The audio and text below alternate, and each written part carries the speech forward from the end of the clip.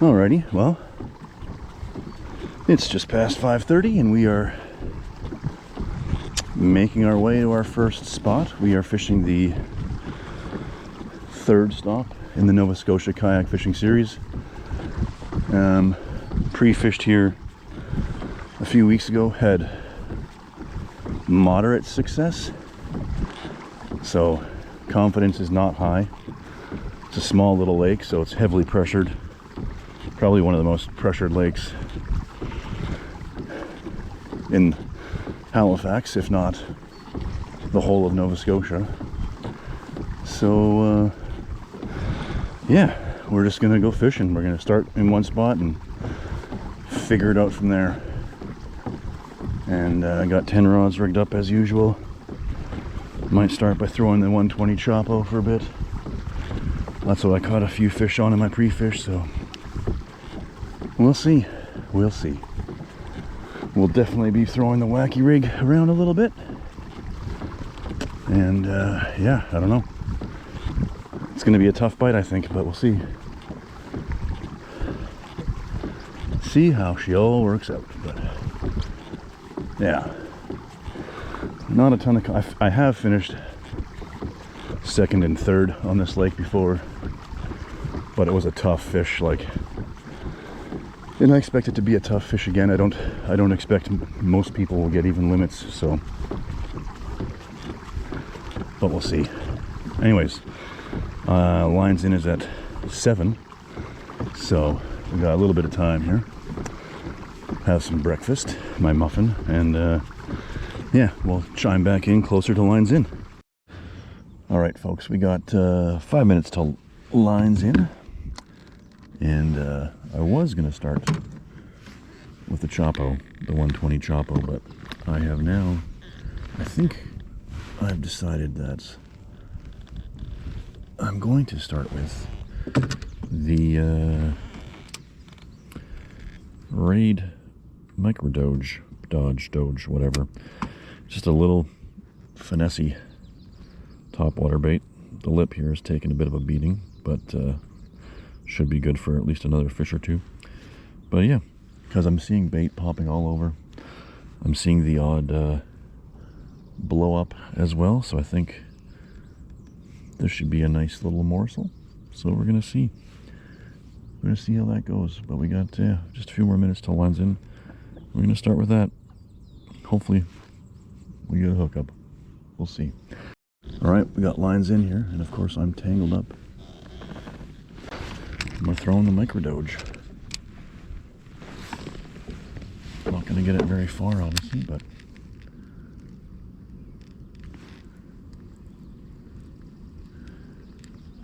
yeah, I don't know. We might. This might not be something we throw very long. I should really be throwing this on a spinning rod. It's not even swimming properly. Okay, screw this. Yep, not doing that. Not doing that right now. We're not gonna waste time with that.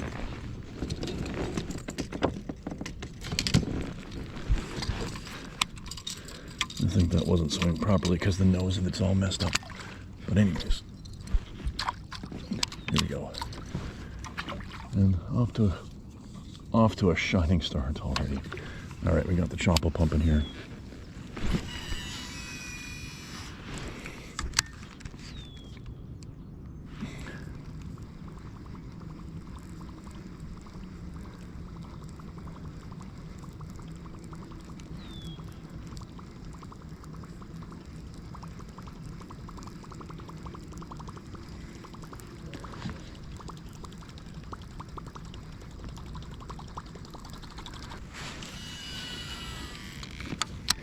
This is the lake where you kind of have to fish clean, but also make hay while the sun shines, because there's bite windows, and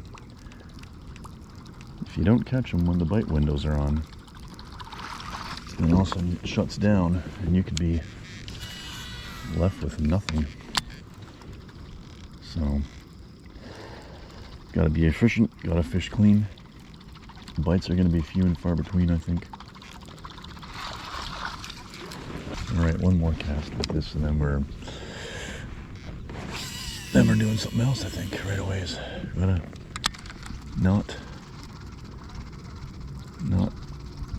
not try to force anything here. Oh yeah, there we go. I don't know if that was a.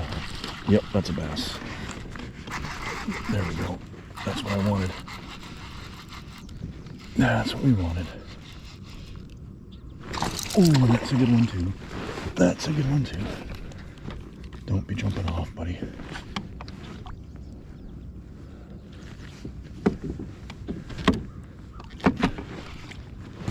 Oh, he doesn't. He barely has a hook. He barely has a hook. Okay. No. Oh boy.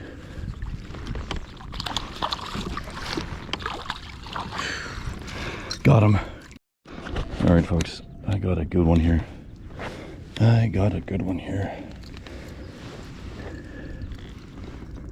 He's gonna need the pliers. Oh, I'm shaking. I mean, he had it good, but like, I was so nervous. Whew. All right, take a look at him. Ooh. We're off to a good start here, folks. Just gonna put the net there. Like that.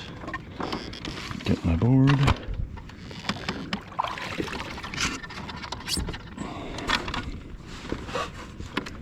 Oh, this is a good fish, folks. This is a good fish. Can we get him to touch 17 1/4? Yep, we sure can. All right, folks, here's one more look at him. 17 1/4. Beauty. Off you go, buddy. Yes. 17 1/4 on the 120 Chopo. And what's the time? 7:20. Not bad, not bad. Alrighty, so that just kind of came out in the middle here, kind of where I saw one busting earlier this morning. Now the question remains, how much longer do I stick with the Chopo? 7:20. I got one in the boat though. That's good. That's good. We'll fish around this area for a bit more. Maybe mix it up a little bit with some other baits, but okay. I just wanted one good one to start, and that's what we got. There's another one. There's another one. Apologies for the GoPro getting all sideways on me here.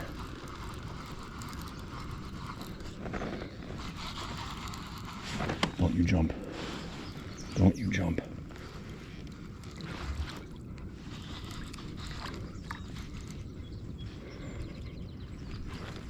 Oh, where is he?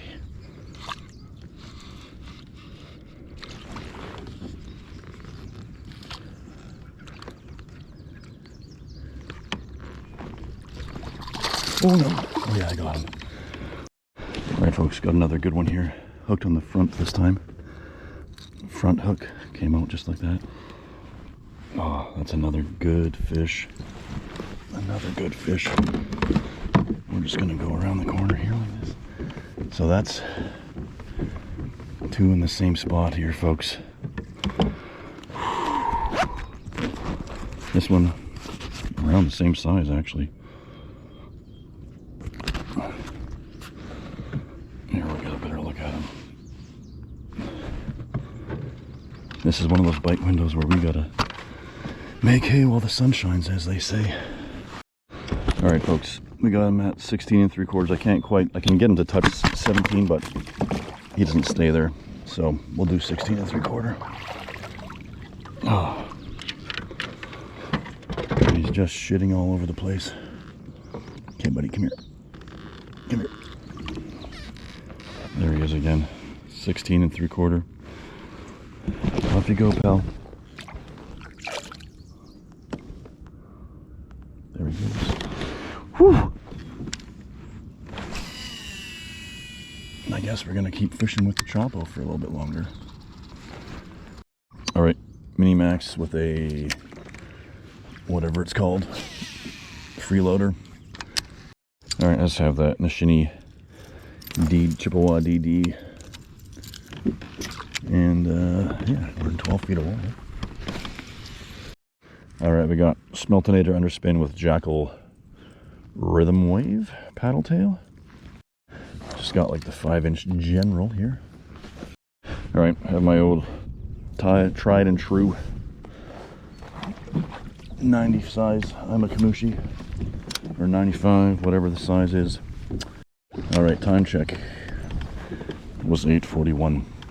And now we got spinnerbait on with a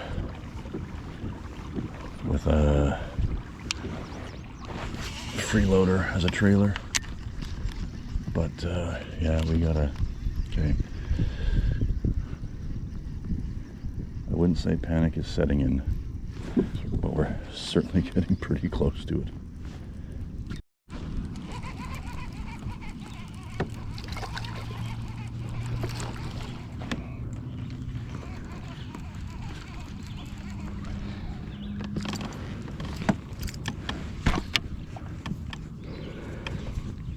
Yep. All right, well, I just lost a fish while trolling a crankbait. Jumped a couple times. I mean, I was even using my crankbait rod. I should have been able to get it. All right, so making the run here to the docks. Bit of a gamble, I suppose, but in that there may have already been 8 million people fishing them, but on their way up. But nonetheless, we're here, and we're gonna try to put at least a couple more in the boat. All right, still trying to figure out some of these docks here, but I had a moment of panic because I thought it was like 11 o'clock. Turns out it's not even 9:30 yet. So, which is pretty wild. Nonetheless, we'd still like to catch a fish sooner rather than later. So I might be too early for these docks a little bit, but at the same time, it is getting hot out. All right, there's gotta be a fish by this dock. Come on.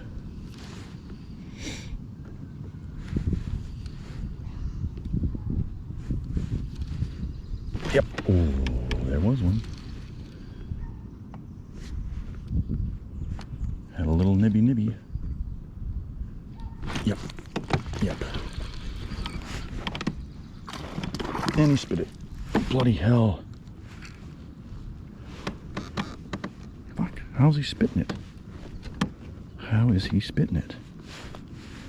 I never lose fish on this hook. Now, of course, I'm all tangled up here.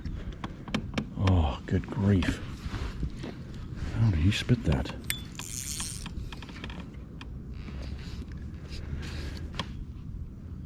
I mean, hook is sharp. All right, we're gonna try dragging a football jig down below here in 20 feet of water. We'll see.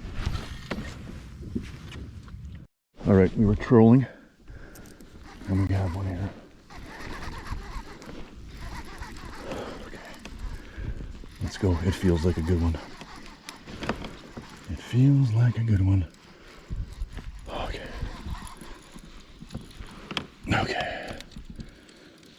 All right.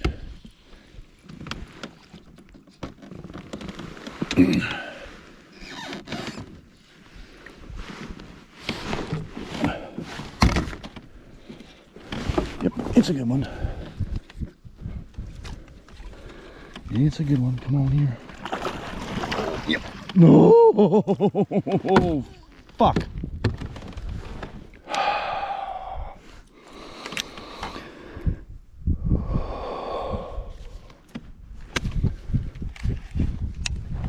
Fuck. That sums up my day. Sums up my frickin' day.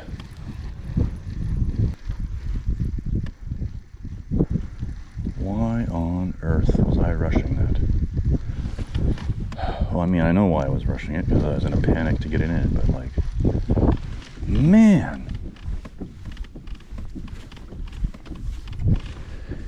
Well, yeah, could have had my limit. Lost the other one trolling, lost that one trolling. The bites by the dock. Man, 2 crappy tournaments back to back. Both without limits. Both where I had the bites. Not capitalizing. The good news is that I'm getting bites, although not many in these tournaments.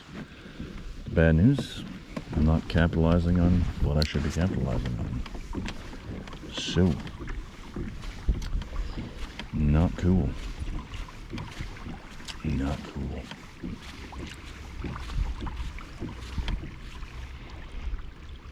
All right, folks. Well, there you have it. I'm recording this on my phone, by the way. My GoPro seems to be, I don't know, freezing up all the time. I formatted my SD card, but that didn't seem to work. So it might be a problem with my GoPro, which kind of sucks. But so we're doing this on the phone. So hopefully the sound is okay. Yeah, super frustrating tournament for me. Obviously only got the 2 fish on the board. Had the bites to get all 5. Actually had a couple other 2 really good bites, which would have really helped me out. But unfortunately it wasn't meant to be. But it was one of those days where, you know, I was thinking maybe I wouldn't even make a video, or thought, you know, during the tournament I was like, I just want to go home and forget about all this. But I'm happy I stuck around, because I got to see 3 of my buddies place in the top 3. So congrats to Matt Payton on first place. I think that's his first win ever, so that's super cool. And Corey Hobson got second place, which is awesome. He's doing really well this year. And then, of course, Gary Lynch. He's always sniffing around the top 3 somewhere. So congrats to all 3 of them for doing super awesome. And just even catching a limit in this tournament was an accomplishment. So I think only 6 people out of the 20 caught limits from what I heard. And so to all those 6 people, congrats, because that's an accomplishment in and of itself.